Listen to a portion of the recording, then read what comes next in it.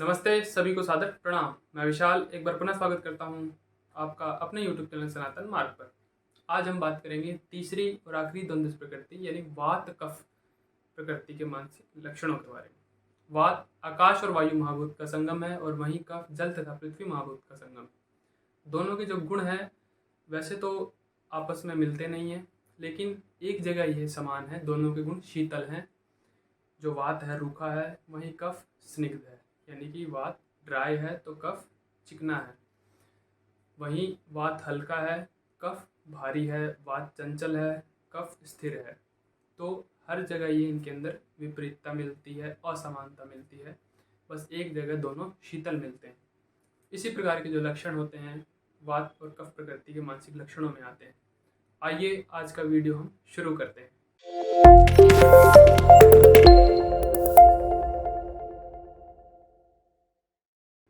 वात कफ फल को पहचानने के लिए उनके अंदर कुछ ऐसा गुण मिलेगा जो शांत काफ़ी होते हैं। क्योंकि देखिए, वात भी ठंडा है, कफ भी ठंडा है, तो शीतलता जो मुख्य गुण है वो उसके अंदर जरूर दिखाई देगा, क्योंकि दोनों में कॉमन यही है। लेकिन जब विपरीत प्रकृतियाँ होती हैं, जैसे मान लीजिए पित्त है और कफ है, एक गर्म है एक ठंडी है, तो इसके अंदर दोनों में दो गुण दिखाई देंगे, उष्णता भी और शीतलता भी। लेकिन यहाँ क्या, शीतलता कॉमन है तो वो ज़्यादा उभर के दिखेगी। तो ऐसे लोग जो काफ़ी शांत होते हैं, धीरे धीरे कार्य करने वाले, धीरे धीरे बोलने वाले, हो सकता है थोड़ी कार्य में स्पीड हो।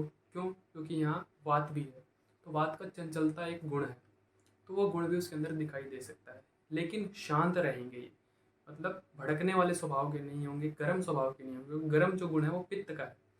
तो ऐसे लोग जो काफ़ी शांत स्वभाव के हों, धीरे धीरे कार्य करते हों, थोड़ा बहुत तेज भी करते हों, लेकिन शांत स्वभाव के, ऐसे लोग जो काफ़ी अकेले रहना पसंद करते हैं, किसी एकांत जगह में, घर में भी रहें तो अपना अलग कमरे में, कहीं स्कूल में भी रहें तो अलग कोने में अपना बैठ के रहते हैं, कहीं किसी सभा में भी रहें तो वह अपना अलग ही साइड में एक जगह रहते हैं। यानी कि जो काफ़ी अकेले रहना पसंद करते हैं। झगड़ा वगड़ा तो इनके बस का ही नहीं है, क्योंकि काफ़ी शांत प्रकृति होती है। शीतलता दोनों के अंदर है तो शांत गुण होता है पूरा। उष्णता पित्त का गुण है, वो जहाँ रहेगा तो वहाँ झगड़ा वगड़ा नजर आएगा।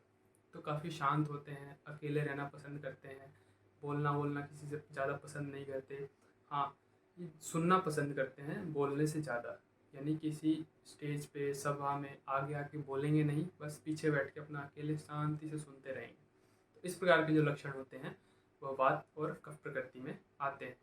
बात करें इनके याददाश्त की, तो याददाश्त इनकी कुछ ऐसी होती है कि जैसे वात वालों की थी कि काफ़ी जल्दी याद हो जाता था इन्हें, बात वालों को, लेकिन ज़्यादा देर तक संभाल के नहीं रख पाते हैं, होल्ड नहीं रख पाते। तो इनके साथ भी ऐसा है कि कभी या तो इनको जल्दी याद हो जाएगा और लंबे समय तक याद रहेगा, क्योंकि दो गुण दिखेंगे। लंबे समय तक याद रहना कफ का गुण है, जल्दी याद होना वात का गुण है। तो जल्दी भी याद हो जाएगा और लंबे समय तक याद रहेगा। या कभी ऐसा होगा जल्दी याद ही नहीं होगा, जो कि कफ का एक गुण है, धीरे धीरे धीरे याद होता है। तो जल्दी याद ही नहीं होगा, प्लस में याद हुआ भी तो भट से भूल भी जाएंगे।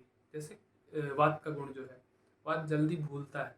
तो इस प्रकार से जो मिक्स लक्षण होंगे इन्हें याददाश्त में इनके दिखेंगे। एक और चीज़ इनके अंदर दिखेगी, कन्फ्यूजन।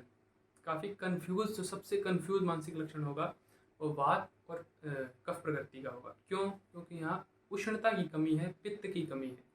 जो पित्त रहता है तो थोड़ा लाइट जलती है दिमाग में, इसीलिए यहाँ स्टिफनेस ज़्यादा हो जाती है, कड़कपन। जिस प्रकार से सर्दियों में हमारा शरीर हो जाता है, जहाँ अधिक शीतलता होएगी तो वहाँ कड़कपन हो जाएगा। हर चीज़, सामान भी सर्दियों में कड़क हो जाता है, लचीला नहीं रहता। तो ऐसे ही बुद्धि भी कड़क रहती है, जिसके कारण कन्फ्यूज़न अधिक उत्पन्न होता है। कई बार तो ये काफ़ी जल्दी जल्दी में रहेंगे, कई बार काफ़ी धीरे धीरे में। किसी कार्य को करने के लिए कई बार काफ़ी जल्दबाजी दिखाएंगे और किसी कार्य को करने के लिए काफ़ी धीमी गति दिखाएंगे। तो दोनों लक्षण जिसमें दिखेंगे वह कफ और वात प्रकृति में आएंगे। जैसा कि हमने इनके शारीरिक लक्षणों में बात की थी कि जो कफ और वात प्रकृति वाले होते हैं उनके अंदर स्टिफनेस ज़्यादा होती है, हर चीज़ में उनकी रुकावट होती है, मलमूत्र त्याग में रुकावट होती है, भोजन इत्यादि में भी मतलब रुकावट होती है, रुक रुक के खाएंगे, रुक रुक के मलमूत्र में जाएंगे। तो ऐसे ही इनके मानसिक लक्षणों में भी काफ़ी रुकावट होती है। किसी काम में भी, जैसे कोई काम शुरू किया तो उसे रुक रुक के करेंगे।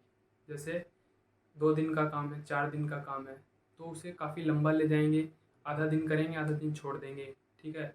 या 2 दिन का गैप कर देंगे, फिर आधा दिन करेंगे, फिर 1 दिन करेंगे, 4 दिन का गैप कर देंगे। इस प्रकार से जो रुक रुक के काम करने वाले, जिन्हें बार बार मोटिवेट करके जगाना पड़ता हो, जैसे जब वो शांत पड़ जाएंगे और कोई उन्हें जैसी थोड़ी सी मोटिवेशन यानी फायर देगा, आग देगा, पित्त की कमी है, जहाँ आग की कमी है तो वहाँ आग देनी पड़ेगी, तो आग देगा तब जाके वो फिर जागेंगे, अच्छा हाँ ये काम रहता है, तुरंत फिर उसके ऊपर लगेंगे।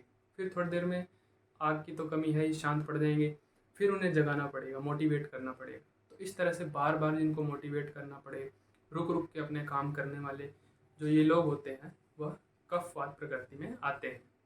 ऐसे लोग जिनका कोई फिक्स रूटीन नहीं होता है, जो पित्त वाले होते हैं, उनके साथ क्या होता है कि काफ़ी उनके अंदर सटीकता होती है, एक रूटीन पकड़ लिया तो बस उसी रूटीन पे चलेंगे।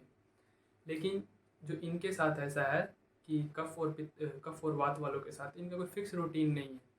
आज ये कर लिया तो कल कुछ और कर लिया, 6 घंटे पढ़ लिया तो कल आधा घंटा ही पढ़ा, आज 2 घंटे खेल लिया तो कल खेला ही नहीं। तो मतलब इस प्रकार से जो फिक्स रूटीन वाले नहीं होते हैं, जिनका कोई रूटीन नहीं है, जिन्हें बार बार प्रोत्साहन देना पड़ता है, इस प्रकार के जो लोग होते हैं कफ वात प्रकृति में आते हैं। तो ये सभी लक्षण थे कफ वात प्रकृति वालों के, यानी कि जो कंफ्यूज रहें, किसी काम में तो जल्दबाजी हो, किसी काम में धीरे हों, काफ़ी शांत प्रकृति के हों, पीछे जो बैक बेंचर्स होते हैं क्लासेस में, या कोई कोने में बैठ के रहने वाले, शांत रहने वाले, बस देखते रहने वाले क्या हो रहा है क्या नहीं हो रहा है, ऐसे जो लोग होते हैं जो कफ वात प्रकृति में आते हैं।